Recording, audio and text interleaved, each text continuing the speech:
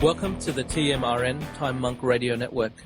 I'm Jules, and today is Monday, the 19th of March 2012. Today, I'm excited to introduce one of the foremost researchers of lost knowledge in the world, Dolores Cannon. She is a researcher, public speaker, and hypnotic regressionist of 40 years who uses a special technique of hypnosis that puts the subject into a special state known as the somnonistic state to enable her to communicate with their higher consciousness and gather information and answers to life's many mysteries. Dolores has 2 new books out, The 3 Waves of Volunteers in the New Earth and The Convoluted Universe Book 4. Dolores, welcome to a roundtable discussion on the Time Monk Radio Network. Okay, thanks for asking me to be on. Thank you. The administrator and executive producer of the show is Fox, and today he'll be doing the recording and technical support of the show. We are pleased to be joined this evening by 2 other members of Time Monk Radio, Green Meadow and Lenny. This interview will be available on timemonkradio.com and later on our YouTube channel, Time Monk Radio Network. For listeners, this interview will assume you have a good understanding of Dolores' work, including what our possible future may hold, thanks to her conversations with Nostradamus, her research into our legacy from the stars, and information from the keepers and custodians of the earth, to our very convoluted universe, and of course, our upcoming transition into a new frequency and a new earth. Especially, we recommend you listen to her interviews on her radio show, Veritas, Red Ice, and her interview with Lee Lou Mace. Are you ready for the discussion, Dolores? I guess so. I did tell him we have got a violent storm that is headed our way. I just hope it's not going to disrupt the electricity. Yeah, we hope so too, and we'll just go how universe plays it, I guess.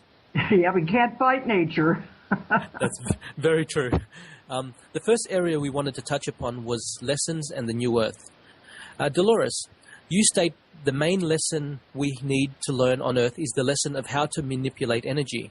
And for those that don't learn their lesson, they will need to reincarnate and go back and relearn through karma.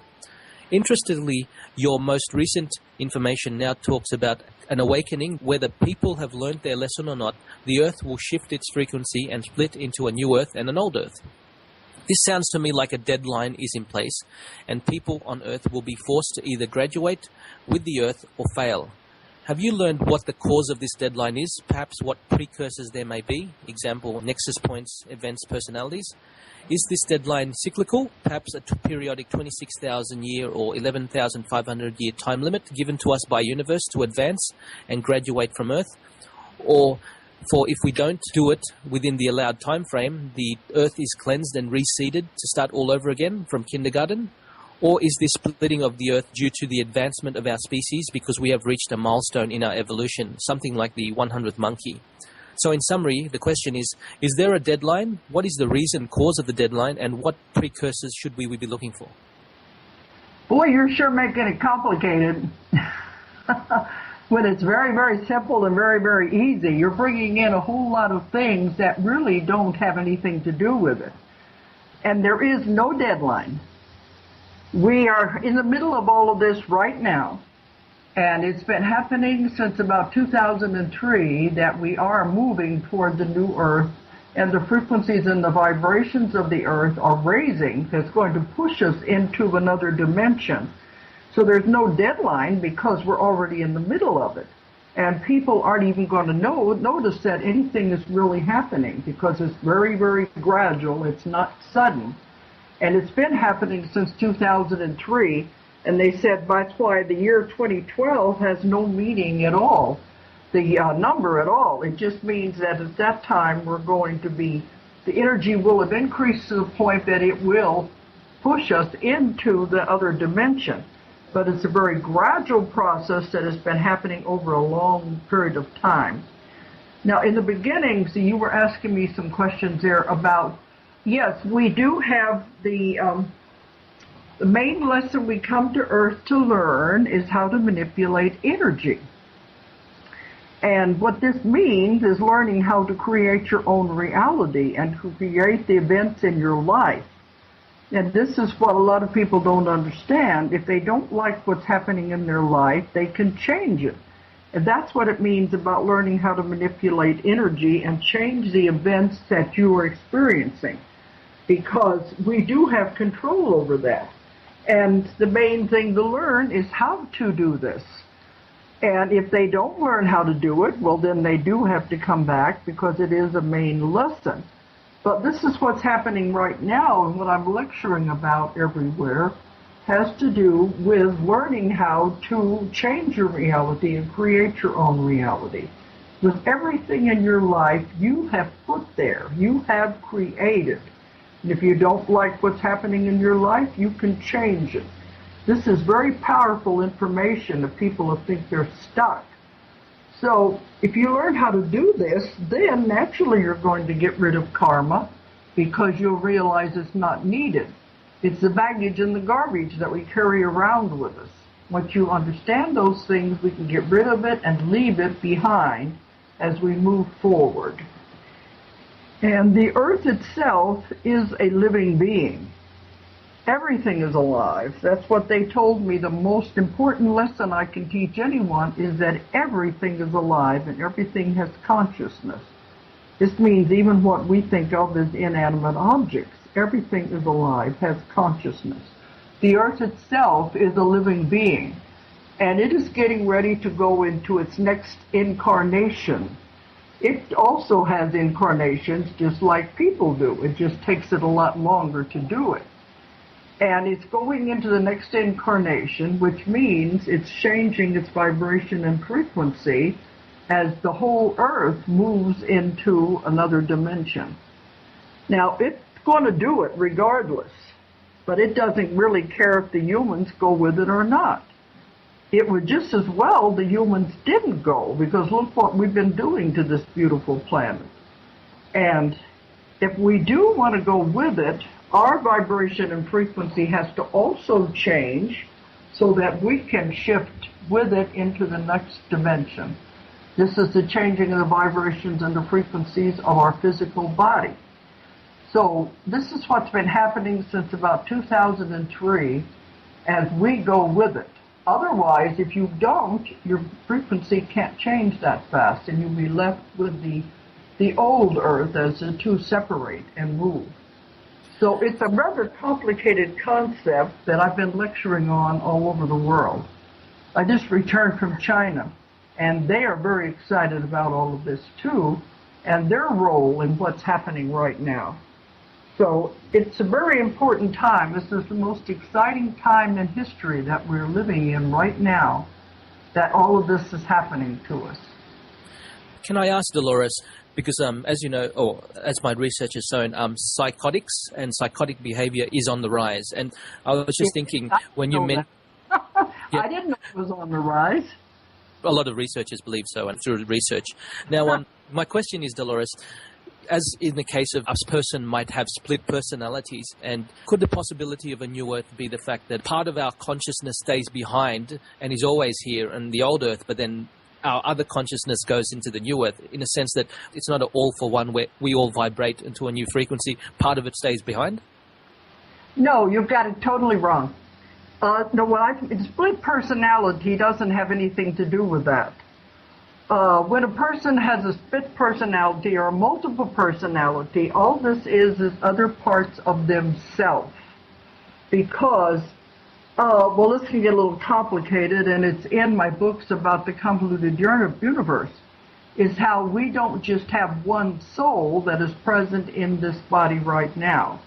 We have other parts of us. It's called facets and splinters that are all experiencing other lives at the same time. Because of simultaneous time, everything is happening at the same time.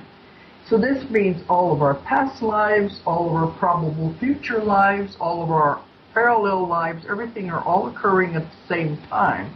We can't know about it because it would be too difficult for the human brain to handle. All the human brain can focus on is what's happening right now in this life.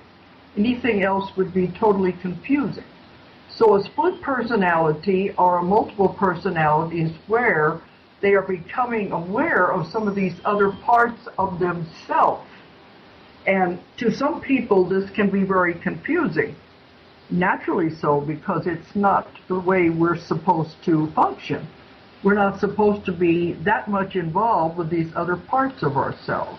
Now, when you die and you eventually go to the other side, don't have to return to Earth anymore or have any more lessons on other planets, eventually it all integrates and it comes together to where all the lives you have ever lived are all integrated into one. So it has nothing to do with a piece of the person being left behind. It is the split personalities, for whatever reason, if they're on dope or if they're having problems, they are becoming alienated, I guess you would say, from their physical right now. And the other parts are coming in and is causing confusion. This is something the psychiatrists don't understand, but I've found it repeatedly in my work with people. Thank you, Dolores. I'll pass it over to Green Meadow. Okay. Hi, Dolores. When you describe this split into two dimensions, is it where one is where the negative continues and one where a positive life is possible? What signs can we look for that we're moving into the positive path? What was what? I think in the first part. It sounds like we're splitting into two dimensions, an old Earth and a new Earth. And it seems like the old Earth is where the negative continues and the new Earth is where a positive life is possible. What signs can we look for that we're moving into the positive path? Oh, we already there.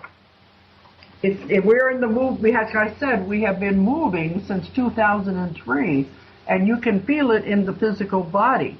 The physical body is experiencing these changes because the body cannot shift immediately. It would destroy the body. The energy would be too great.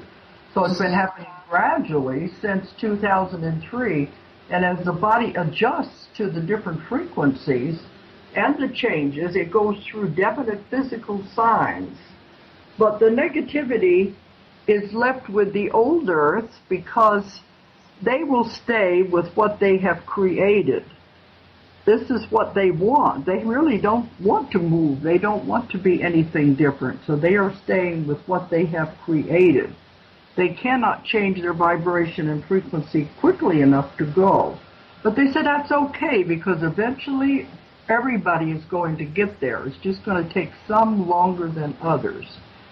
But people can tell with their body what's happening, and you can also tell with what's happening in your world, not in the world, but your world.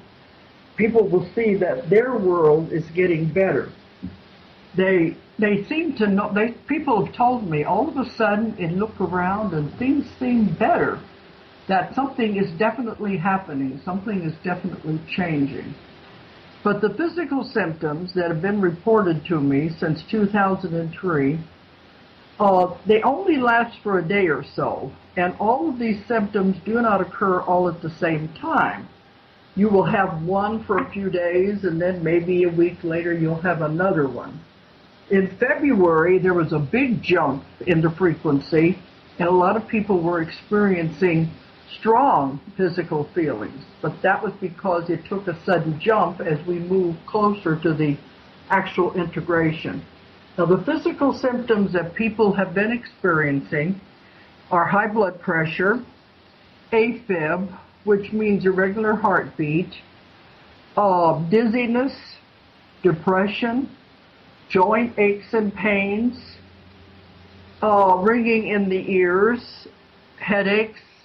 But these don't all happen at once. They might have one for a few days, and they go to the doctor. The doctor can't find anything wrong with them. Of course, the doctor's going to put them on a pill anyway, but what they don't understand, it's just adjusting to the frequencies. If you just wait a few days, it will level out and you'll be fine. Then you may have another one of these symptoms that'll come in, but it is just the body as it's adjusting. And different people have different physical symptoms as they adjust because it's an individual thing. You got to remember, everyone has a different frequency and vibration. Every body has a different frequency and vibration. So it's going to react differently to these changes. Another physical thing people have noticed is their diets are changing. We're getting away from the meats because in order to move with this ascension, whatever you want to call it, as we go into the new dimension, you have to have the body be lighter. Now, if you're eating heavy meats, that's going to hold the body down. So they have told me many times in my work, the ideal diet is live foods. Live foods are fresh fruits and vegetables. And this is the best, and organic if possible. But to stay away from heavy meats like beef and pork, because that will weigh the vibration down. To stay away from a lot of sweets, and drink lots and lots of water, because they said the importance of water is unbelievable. There's one tiny thing that is in water that the body must have. And you can eat some meat, some fish and chicken, that's a lighter vibration of meat. But to stay away from the heavier foods. And this is how some people notice that their diets are changing. And many of them are switching over to liquid diets. And many people have told me they suddenly just want to eat smoothies. So we're moving into a different way of eating. Now, when we do get over into the new earth, people say, do we have to die to get there? No, you will take your physical body with you in the beginning. Then after you're there for a long, long period of time, your body will turn into light, so it will be different. It will be a light body. But when you first go over, after a while, you won't even need to eat at all. So there's going to be many changes that will happen. But this is down the road as we adjust into this new frequency. So as far as signs, it's happening all around us right now. And many people are writing me and reporting this, that they're experiencing these changes. They don't know what's happening to them, and that's the part that's scary.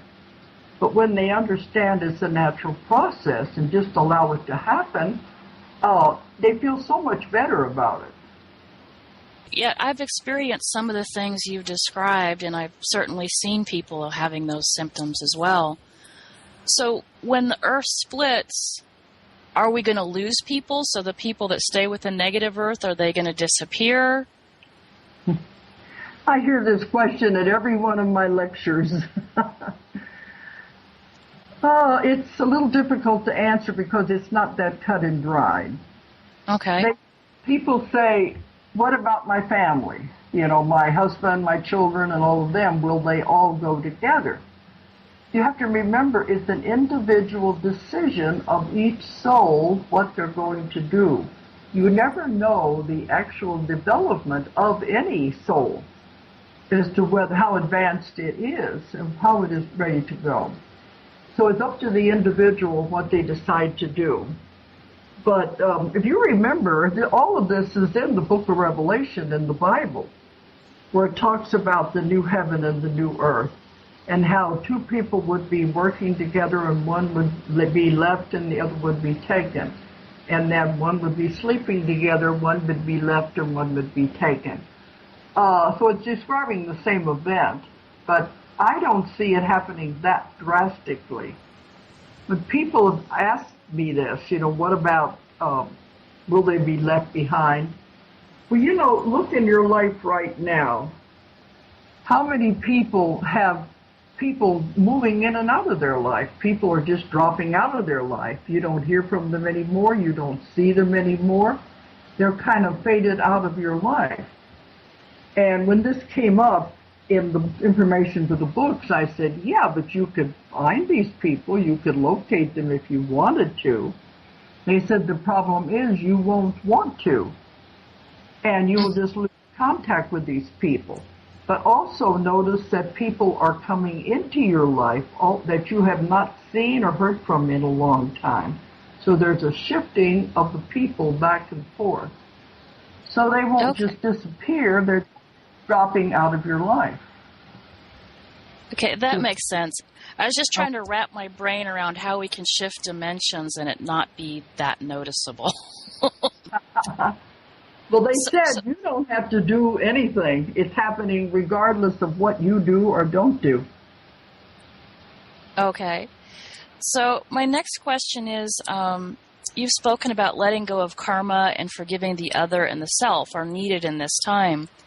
Yeah. It seems like that's the most important thing we can do on a personal level. But what about collective karma? Do countries have karma, such as the U.S. or Israel or any other country? Do you have any suggestions? Certainly they do. They've had karma since the beginning.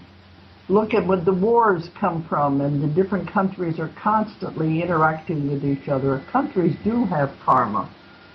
But I'm not sure how the country's karma is going to be affected by this, but the individual karma is the one we have to work on, because that's what I was told. There's two things you have to let go of, because in the new earth there will be no karma. We will have gotten rid of that, and there won't be any need for it anymore. So one of the things that will hold you to the old earth, to the negativity, to all the violence and all the things that are happening, will be karma. So you have to release it. See, as long as you have karma, you're on the wheel of karma. You have to keep returning again and again and again through many lifetimes to repay that karma with the other people you're involved with. You make this plan, you make this contract. So as long as you are connected with them, you're going to have to keep returning. So you want to get off of this wheel of karma. You want to move upward on the scale that you're going to go into the new earth and not let anything hold you back. So you have to forgive these people, release them, and let them go in order to move upward so that the karma won't hold you to the old earth. But I see thousands of clients, and when I tell my clients this, some of them will say, I can't forgive them, you don't know what they've done to me. But it must be dealt with, or you're going to have to come back and you go through the same circumstances with the same people. That's the way karma works. You don't get out of it until you work it out. So they'd be happy to return. The same people, same thing, and next time it'll even be harder. Yeah, let's see if we can cut that path short. Yeah, and you can forgive them, and I have an exercise that I do in my lectures telling people how to let go and forgive it. Because if you don't, it's the law of karma. You have to repeat it again. Yeah. And they say, I don't want anything to do with that person. I want them out of my life. Well, then you better work it out now. Okay. So is there anything that countries need to do about karma, or is just on an individual basis? Well, the only thing I've heard has been an individual basis. And you do know individuals do have a great deal of influence. Because I know even when I'm traveling, and I travel constantly all over the world and lecturing, I can see the effect I have in a lecture, how you can feel the audience move, that they got it, they understand it. And if those people get it, then that influences the whole city, then it influences the whole country. So you're more powerful than you think you are. Okay. And then I have another question. What are the roles of the masculine and feminine in this time of transition? Does the balance of these aspects within the psyche or on an energetic level have any bearing to the splitting, the yin and the yang energy, so to speak? How can the male and the female have anything to do with it? Okay. So is there how can it have anything to do with it? Can I jump in there? I think possibly from the point of view that the world is, I guess, dual. So is the new Earth going to be a duality world as well? Sure, but you are not just male and female. That's just what you are right now in this lifetime. You have to be both many, many, many times. And when I say that in a lecture, a man will usually say, what do you mean I've always been a man? And but what would that teach you? You would not have balance. You have to be both many, many times. Many times as male, many times as female. Otherwise, you're not learning anything. It has to be balanced, so there has to be an alternation between the two. This time around, you chose to be male or female. But that doesn't have anything to do with the shifting of the consciousness, because remember, your soul has no sex at all. Your soul is neutral. It I just see what you chose to live in this body at this time. So Yeah. I guess you're saying if you're a light being, you're not going to be a male or female, I guess. When you get to be a light being, no, it doesn't make any difference. But, we just distinguish because that's just this world, this planet. There's many, many other planets out there where they are androgynous, which means they are both in one body. So it makes no difference what your sex is. It's the soul's advancement is the main thing we're looking at here. Okay, so I guess our individual balance of male and female or masculine or feminine lessons in this life are just individual and not pertaining to the big transition then? No, it's just an individual lesson that you chose this body, this sex to experience. Okay, thank you. Thank you, Green Meadow. Dolores, in your previous books, particularly Conversations with Nostradamus, you described a galactic plane which contained lines of neon bright light signifying different timelines and possible futures. At various points, the timelines would converge at a central point before splitting up again, and that those points of convergence were called nexus points. Two main nexus points were the Antichrist and the Great Genius, and that no matter which timeline we went through, we would encounter them. With the Middle East on a precipice, especially relating to Iran and Israel, do you think the time of the Antichrist is still to appear in our future? And is the Great Genius still to appear in our future? Are all these part of a movement to a new earth? Okay, you're mixing apples and oranges here. They're two totally different things.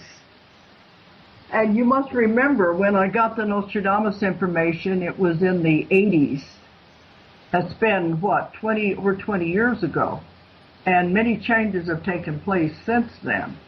But what you're talking about is the grid lines and the timelines. They go into many, many dimensions. This can get extremely complicated. And what Nostradamus was indicating is that there are many probable and possibilities and probabilities of futures, that it's not one future set in stone. That's what he was trying to tell us, is that they have nexus points, and at those nexus points was an event that had to happen. It could not be altered. And from that nexus point would split out again into many branches and paths. And each one of these branches and paths contained a probable future or a probable reality. And it just depended which path you chose, as a person or as a country or whatever. That would be the path that you would go down. And that was why he wanted us to know this, because he said you can change your future. Because some of these paths would be the worst results from the nexus point all the way down to the least result of the events of the nexus point. So it's up to the people whether they wanted to go the path of least resistance or the one where they would have the most horrible things that he saw happen. So you've got two different things like that. This also happens in the people's lives too. You come to what are called crossroads. These are nexus points where you can go many different directions. And you make different decisions in your life. And when you go down to these other roads, your whole life would have been totally different than it is now when you choose which path you're going to go down.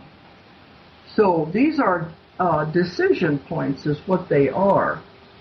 And he gave me many, many examples of what happened at some of these nexus points when we changed the timeline. And that's what he wanted me to do. He wanted me to go all over the world and tell people, you don't know the power of your own mind. You can change the future, especially if you know what's going to happen on the worst timeline that you could go down.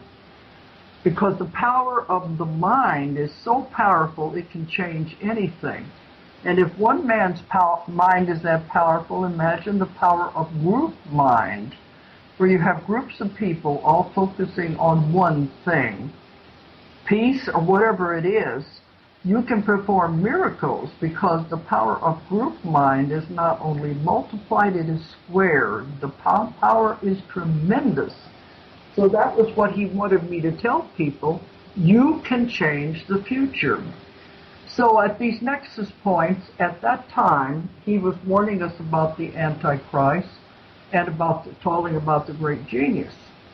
And I lectured on this for 25 years, telling people all over the world, focus on the opposite of what he saw. That will be our reality. I don't lecture on the prophecies anymore because I can see how we followed his advice. We have changed the timeline, and now we are going into the golden future that he did foresee. Because we do have the wars in the Middle East, but they're not near as bad as what he saw them to be.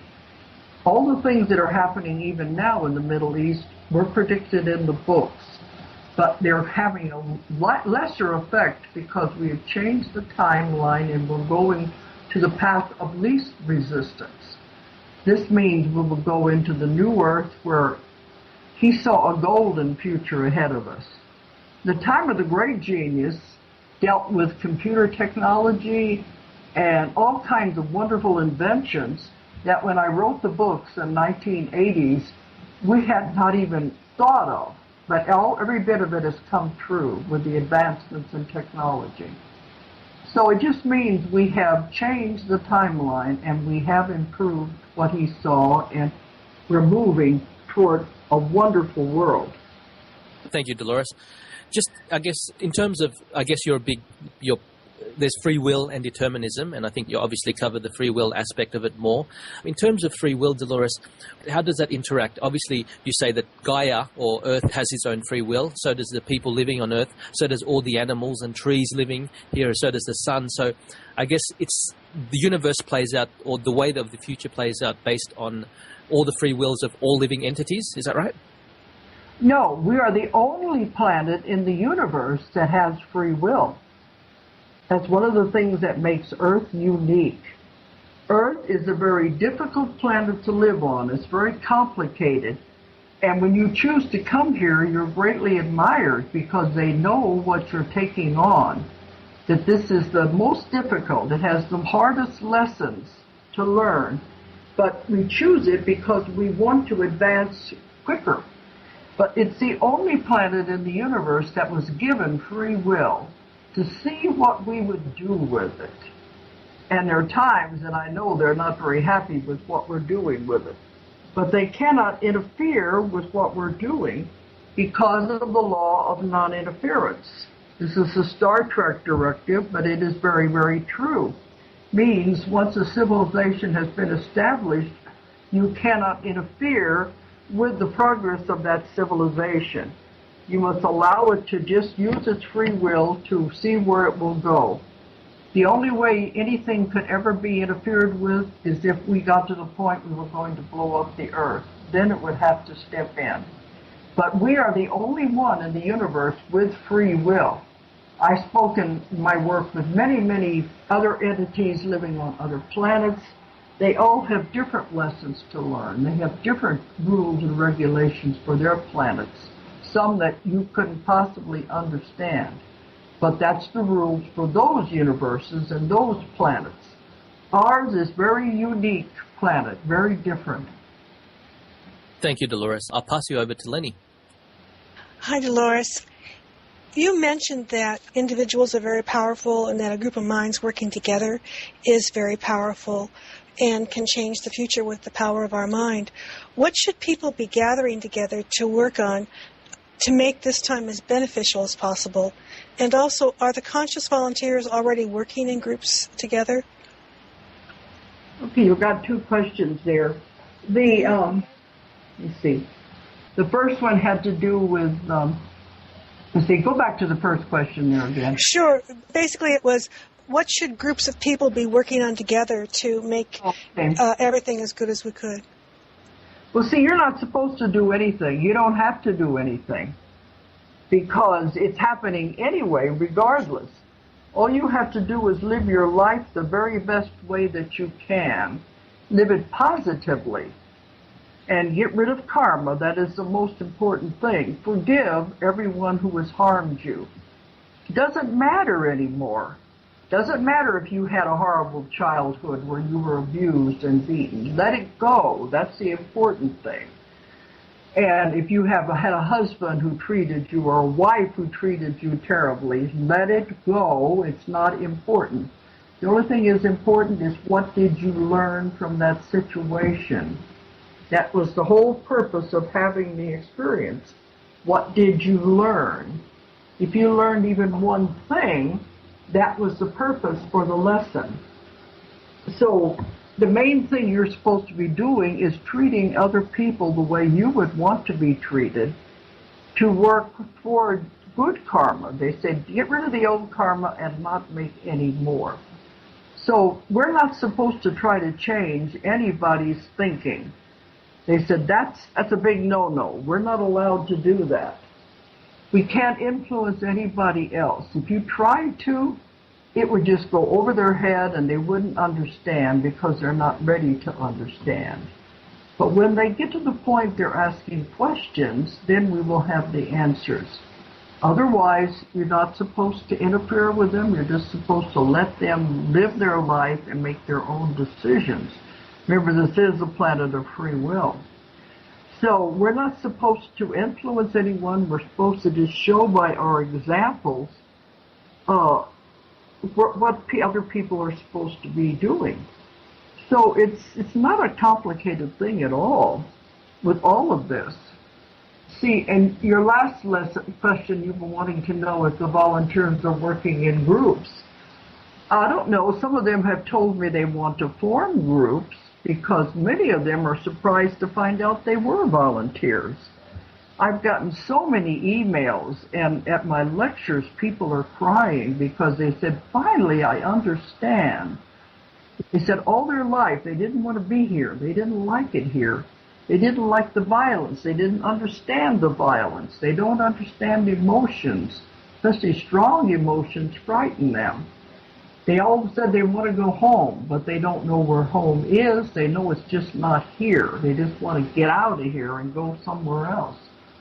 But they've all been thinking this all their life. Many of them have tried to commit suicide to get out of here, and nobody knew why.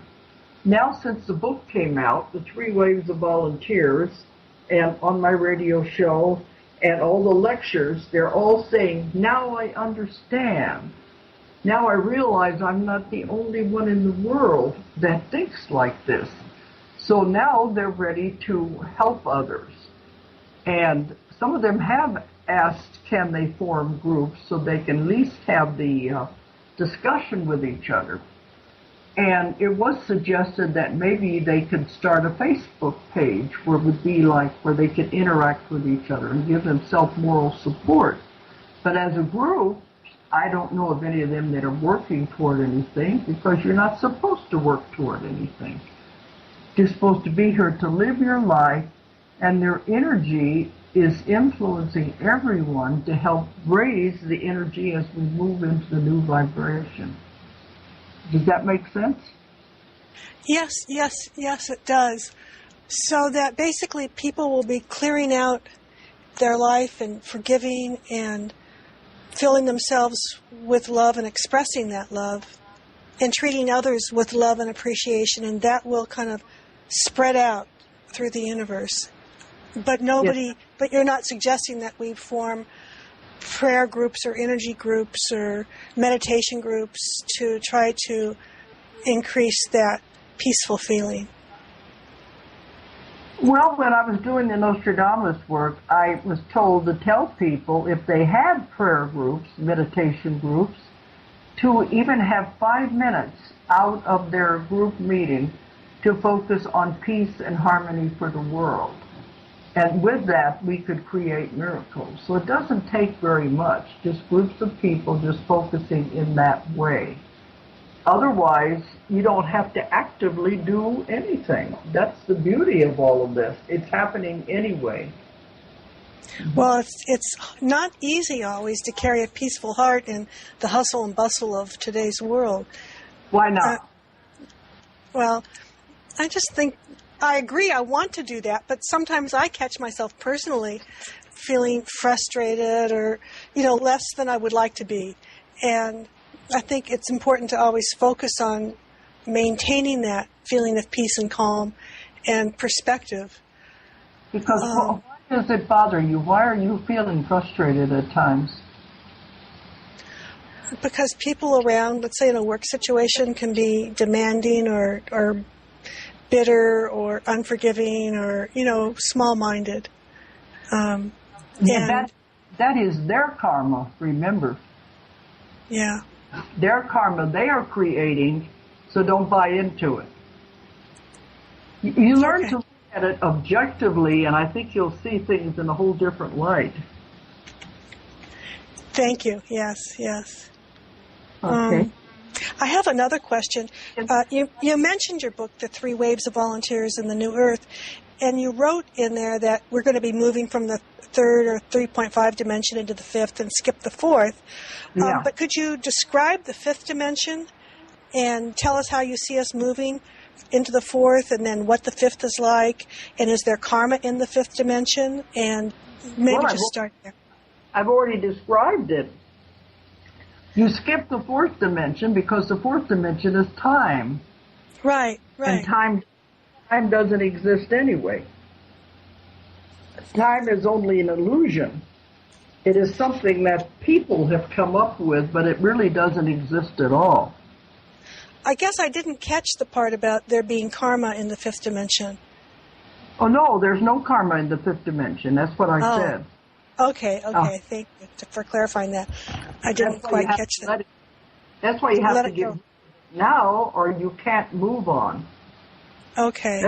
That's why it's going to be such a beautiful place. It's going to be perfect. I can't wait. You're already there. You're already there. It's been happening since 2003 very gradually, and people keep saying, when is it going to happen? When am I going to get there? And you're already there. You will see it when you believe it. Does that make any sense or not? Probably not. No. It does make sense. I would like to know a little bit about the waves of volunteers that are incarnating here. Could you describe the three waves? I know that you've talked about this many times, but just for any of our listeners here who are new to your material, I'd like for you to briefly describe them.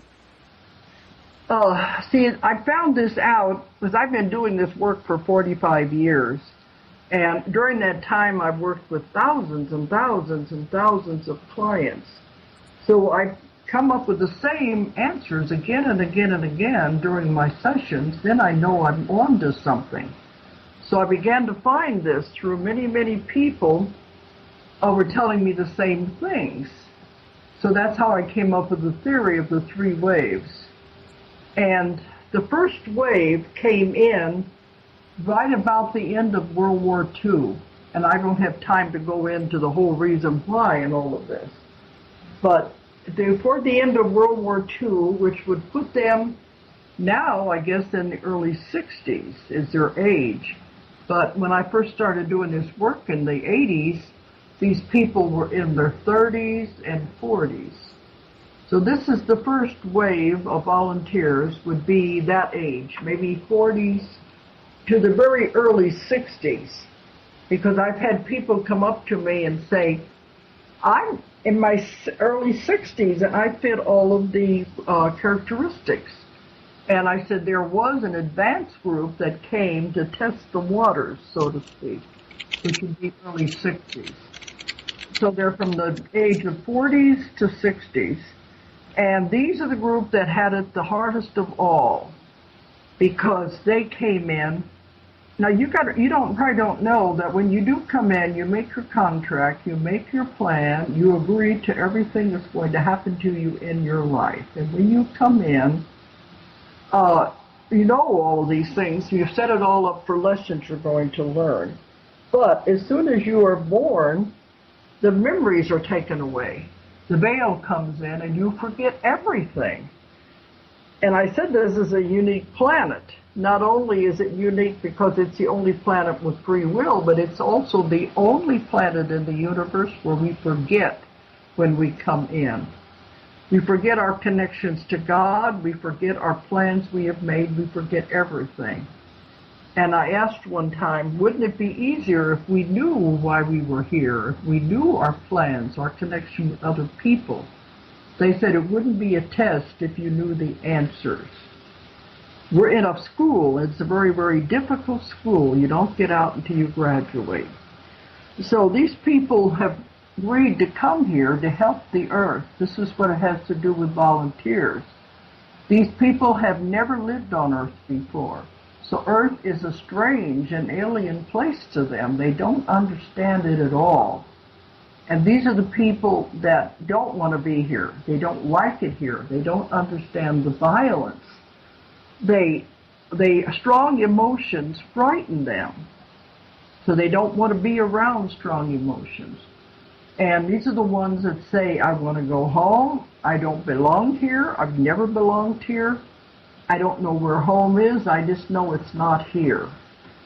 And of course, when they find all this out, then it makes them feel better. They may not want to be here, but at least they know their purpose.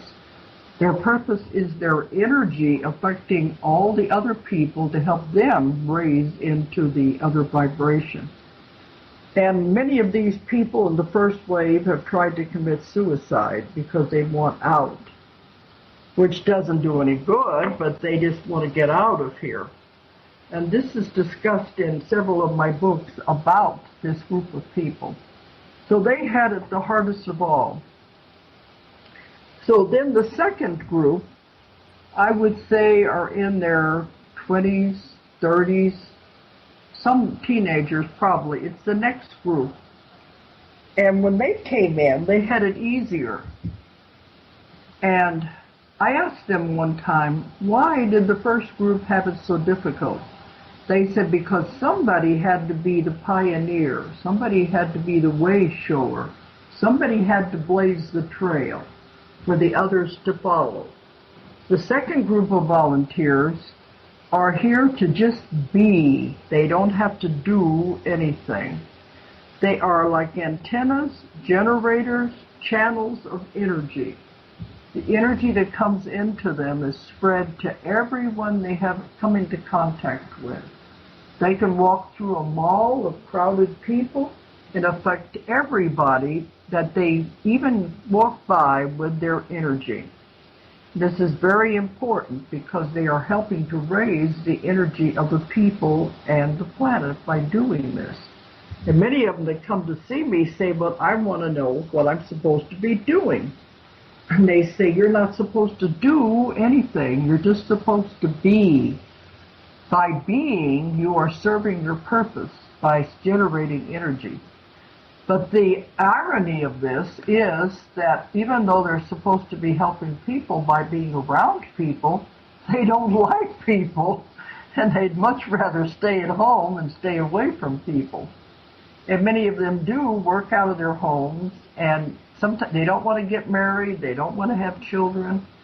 They just want to do their job and get out of here. Now, this is the second wave. And the third wave, of course, is the children, the new children. They are the hope of the world, the gift of the world. They have come in with everything in place. Everything is ready. The DNA of everyone is being changed, and it's a very gradual process. So the young ones are coming in with the DNA already in place. Now, the other people, all of us, it's a gradual process. And if you can't adjust with the frequency and the vibration to change with all of this, then you leave. You leave the planet. You transition because you can't take the energies that are happening. But I've talked to many people who have tried to commit suicide, and it doesn't work to get out of here. When they realize they're here for a purpose, they're here to raise the energy, then they're agreed to stay because they know they have a purpose even though they don't like it here. And they said now it looks as though we have tipped the scales and we are going to be able to save the earth. We have hundreds of thousands of these volunteers all over the world. I even found them in China, where I just came from. Every country I go to, I hear the same stories again and again. The volunteers are everywhere, and we are making changes as we move into the our new earth. Thanks, Dolores, and thanks, Lenny. Just a quick one, Dolores. I guess when we come into this world, we have a contract we put in place, and that's due to karma. But in the fifth dimension, without karma, I mean, what are we going to do? What's the purpose of living in the fifth dimension? And is the custodians of a fifth dimensional nature? The custodians? No, the custodians are just beings just like us. They're just all learning their lessons. Well, a lot of people would like to live in a place where you didn't have any problems, you didn't have anything to do, you didn't have any thing to work for except be happy. A lot of people would like that. Of course, it might be a little dull to some people. Yeah, I remember you said in an interview that can we please bring food into the fifth dimension because it'd be a bit dull. Yeah, because that's what I was saying about the diet. They keep saying eventually we won't have to eat anything. That's way down the road, and that's when we turn into light bodies. But now that I'm lecturing everywhere, I'm finding out, someone told me there are at least 30,000 people in the world right now who don't eat anything. So many of them are already advancing to that point. I think it kind of takes the fun out of stuff, We like to eat certain things anyway. Very true. And we've lived so much in this karmic world, it's going to be a very interesting time to not have karma. I'll pass it over to Green Meadow. Okay. Hi there. I've heard that the planet is being bombarded by increasing energies and particles from space, and some say this will cause the sun and the earth to expand or will affect the magnetosphere of the earth. Also, the sun is sending out massive flares, and on March 11th, the sun sent out a massive sphere that was connected to the sun by some sort of tube. Are these phenomena part of the changes towards the new earth, or do you have any insight into these? What do you think? What does it sound like? It certainly seems like something's going on. And what? It has to do with energy and the shifting of the energy. Mm-hmm. And the sun is a very big part of the whole thing, because it's what keeps us alive. But that's what I said, too. In February, there was a big jump in the energy that happened. So when these things happen, we feel it in our bodies and we feel it in our world. So everything is changing, and the energy is a big part of it. But it's all positive. It's all for the good. There's nothing negative, nothing to be afraid of. That's another thing they said you have to get rid of if you want to go to the new earth. Get rid of karma and also get rid of fear. Fear will hold you to the old earth, because they said fear is not real. Fear is an illusion. And it's only on earth, too, that we have these emotions. Mm-hmm. So those things would hold us with the old earth. So you want to get away from all of that anyway. But I'm not surprised that the sun is doing strange things, because they said the entire universe is being affected by this changing of the vibrations and frequencies. Nothing is escaping from this. So will we be getting a new universe, not just a new Earth? Well, there are universes and universes and universes. This is not the only one. Mm-hmm. And everything is constantly changing.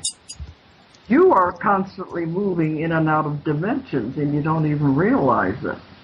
Because nothing is stable, it's always changing and moving. This is what I mean about you can change your reality, because everything is malleable. But it wouldn't matter. The universe is composed of all the planets and all the galaxies.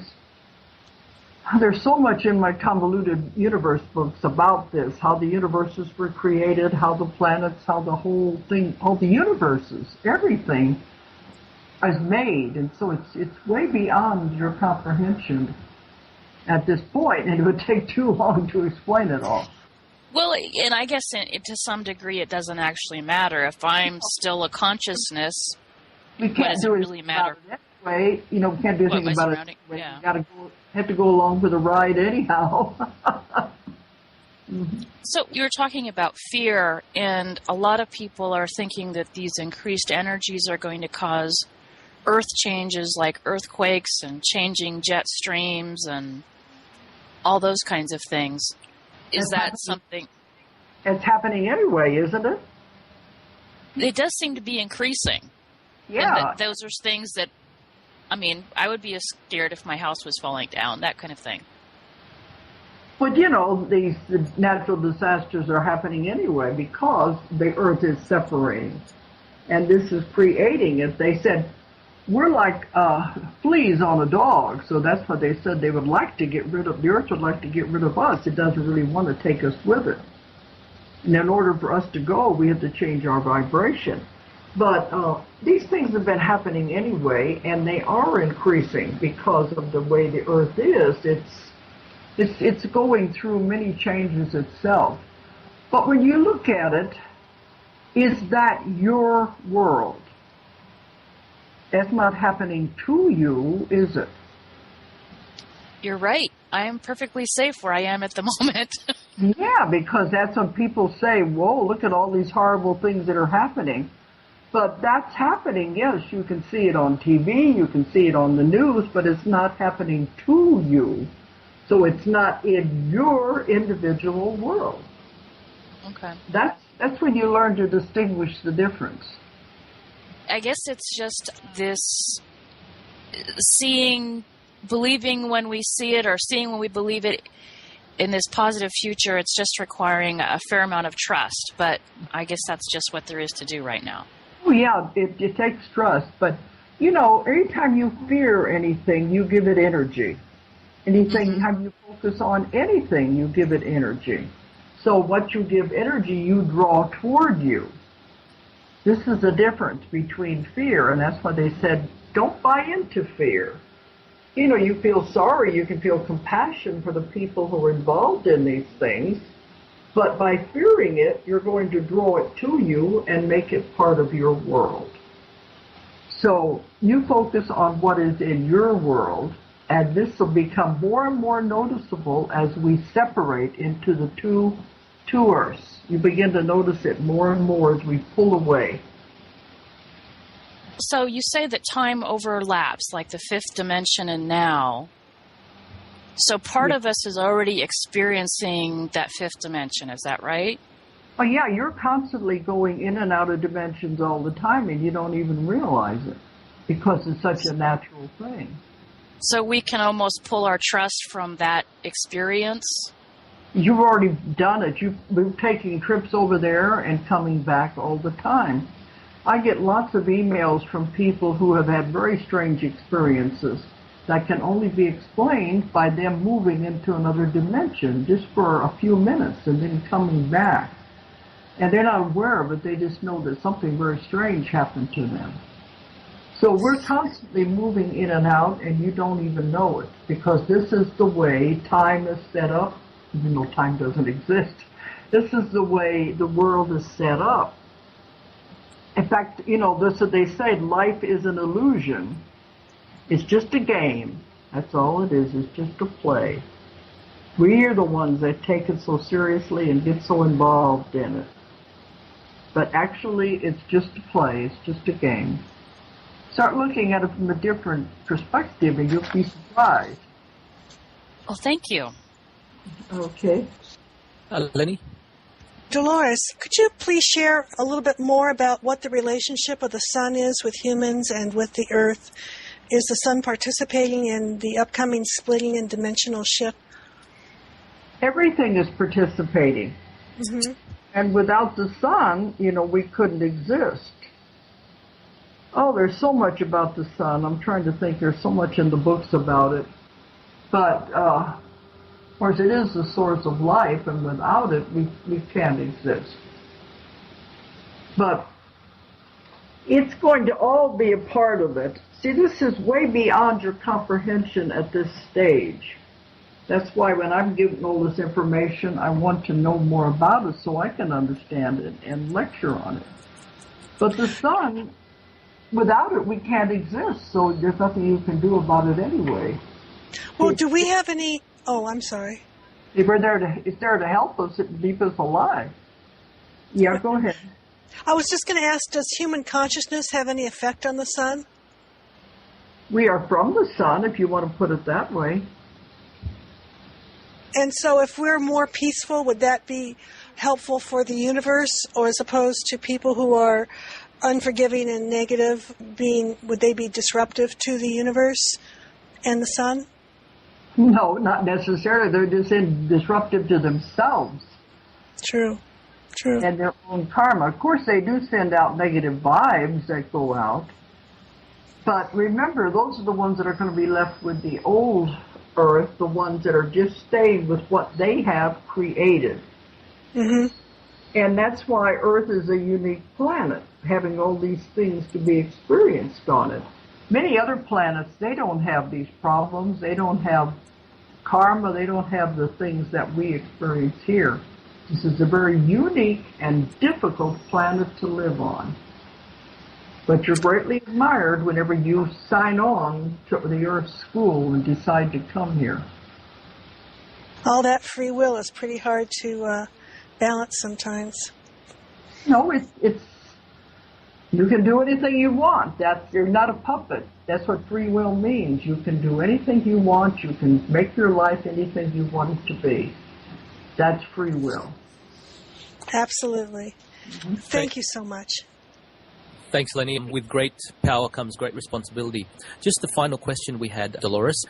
Through research, I think one of the reasons or the reasons for meditation that I've read up on is that it's to capture the yin and yang energy so that when a body dies, it can take that energy into the afterlife and it can then utilize it. Is the afterlife a form of other dimension, a fifth dimension possibly? Meditation is just used to help you on the earth. Meditation is extremely good for the body. It relaxes the body and the mind. It's really good for here. I don't know if it would help you when you cross over or not. It may, but meditation is supposed to be for relaxing and touching into your guides and guardian angels and all of that while you're still alive. What was the last part of that question? The afterlife that you've written about in many of your books, is that a form of fifth dimension or is that a different dimension? It's a different dimension altogether. The spirit world is a different dimension. It's separate from all the others, and whenever you die, you go to that spirit dimension and you meet with the guides and the masters and the elders, and you have talks with them as you go over the life you have just left, see what you didn't do right, what you need to repay, and then you make your plans to come back into the next life. And there's schools there, there's wonderful, beautiful things over there. My book, Between Death and Life, describes the whole process of dying and where you go and the coming back, the whole thing. That it is a different dimension altogether. Thank you. And in summary, what do you think the purpose of life is based on your research on the convoluted universe and the afterlife? What do you think is the end goal or the end game of humans, of us consciousness? To learn as much as you can. And the main thing is we're here to help each other. But remember, we're at a school. And I told you, you don't go from kindergarten to college instantly. You have to go grade by grade by grade, and learning each lesson as you go until eventually you can graduate and go to the other side and not have to return. But even after you finish the Earth School, you may decide to go on to schools on other planets and learn what those are all about. So it's a never-ending thing. You're constantly learning, constantly wanting to know more. The main thing is not to have to repeat that grade in school if you fail it. You fail it if you don't do what you came in to do and you don't learn your lessons you set up for yourself. Then you have to come back and do that grade over again.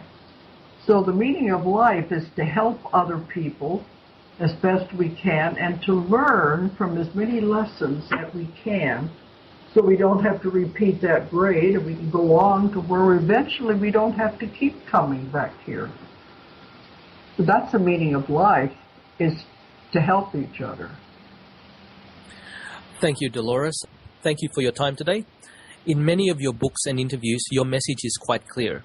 To make this incredible transition to the new earth, we need to prevail over two factors: overcoming karma through forgiveness of oneself and others, and to let go of fear. Your outlook reminds me of a quote by Fulton Ulsler, an author of mysteries much like yourself. He said, "Many of us crucify ourselves between two thieves, the regret of the past and the fear of the future. It's time to break this cycle. It's time to let go of regret and fear through forgiveness and fearlessness. Only then can we vibrate at a higher frequency and return home." On behalf of Fox and all the members of Time Monk Radio, thank you, Dolores. In the tradition of our forums, may you and your family have many pies to come. Thank you. Okay, and I think you summed it up very well. Thank you, Dolores. Okay. Thank you for your time. That was wonderful. Thank you, Dolores. All right. Thanks for asking me to come on. And see you in the other...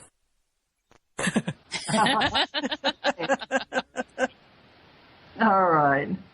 Okay, now I got to go back to work. Oh, okay, I thought this was work. I just got back from China, and I'm still getting over jet lag.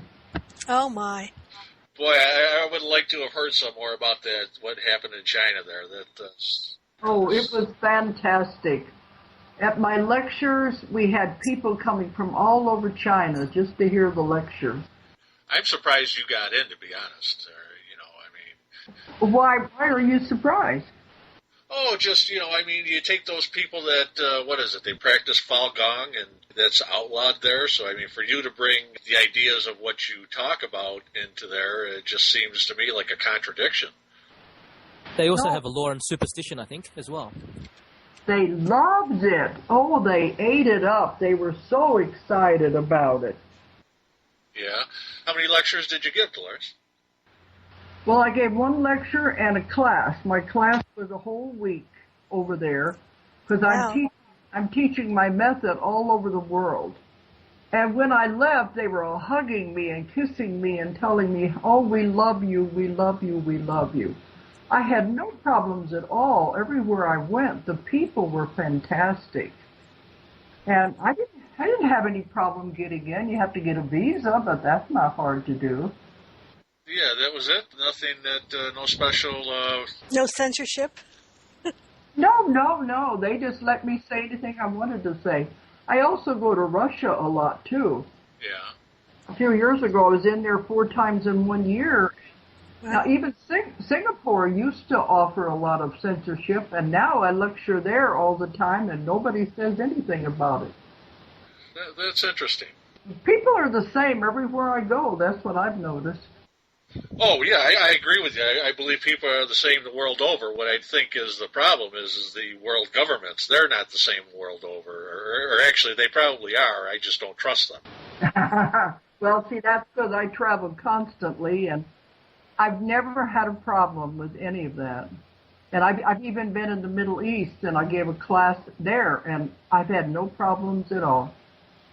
Let me ask you this, then, since you've been in the world in many places. Do you believe, well, for lack of a better term, do you believe the propaganda from the mainstream media? Do you think that all these other places, governments in the world are evil and, the accesses of evil and all of that stuff? Do you believe all that? No. I don't believe any of it. Yeah.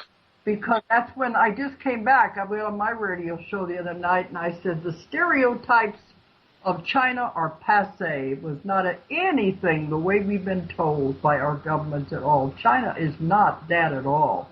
Neither is Russia. I said, where do they get these ideas? These people are just like us. And I don't have any problems with these countries. Right. That makes me wonder, why do they keep telling us these negative things? It's all part of their plan, I think. I don't know. And that's why I tell people, look at the news and on the TV and the newspapers in a different way and think for yourself.